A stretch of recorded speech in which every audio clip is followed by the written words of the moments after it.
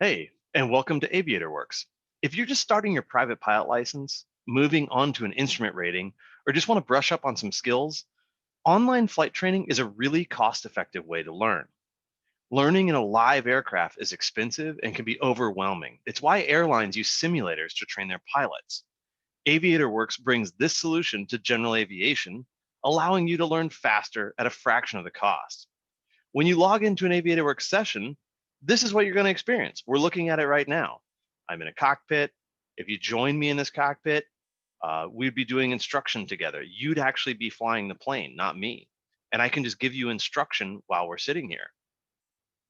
And the plane feels real. That's the thing. You can learn almost all the basic flight procedures in a simulator. So let's do a practice training session together really quickly. We'll pretend that you've just joined the climbs and descents flight as part of your student pilot training.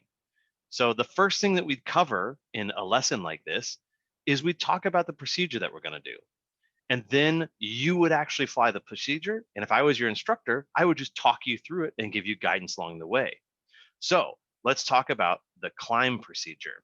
The climb procedure is one where we're going to increase the power to full power. We're going to pull back on the controls, and we're going to fly at a defined airspeed while maintaining the same heading until we reach a certain altitude.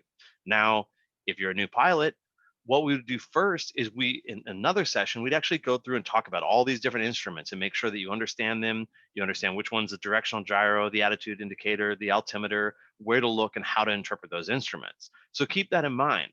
The goal of this online flight training is to try to reduce the amount of cognitive load that you have to have at any given point and just focus on procedures. When you look at this instrument panel, it might seem like there's a lot going on. Okay, so let's go ahead and go through this procedure. What I'm going to do is I'm going to use the directional gyro, which is in the very middle of your screen right now. It's the thing that has a little W on the top of it. That is our magnetic heading. And I'm going to use that as my control for my heading, right? And I said on the procedure, we're going to maintain the same heading.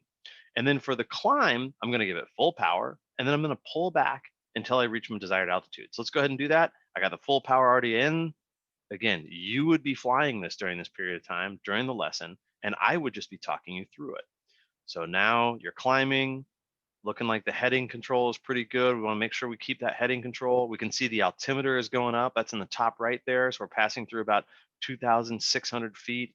You can see the vertical speed, which is just below the altimeter, showing that we're climbing at about 1,000 feet per minute. And you can see as well that the airspeed indicator over there, just to the left of the artificial horizon, is about maybe 85, 80 knots or so. So that's what we want in our climb. So you're maintaining your heading, you're looking at your vertical speed, you're looking at your altimeter, you're looking at your airspeed indicator. All of those things represent the scan that you're going to be working on. And a lot of what AviatorWorks focuses on is developing your scan, developing your familiarity with procedures, and we're just going to go ahead and keep this climb coming.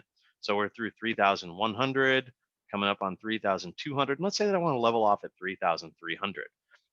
I would say, okay, go ahead and start your level off about 10% of your vertical speed. So we're going up at about 80 feet or 800 feet per minute. So about 80 feet before that, we'd start our normal level off. We'd bring the nose back down to the horizon. We're still maintaining our desired heading. We can see that the airspeed is increasing, right? And then I'm just going to back the power off back to a cruise setting.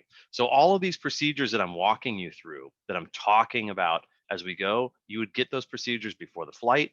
We would practice them. You would fly the aircraft, and then this flight instructor, in this case me, would just talk you through it.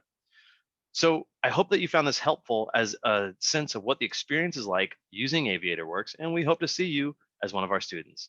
Have a great day.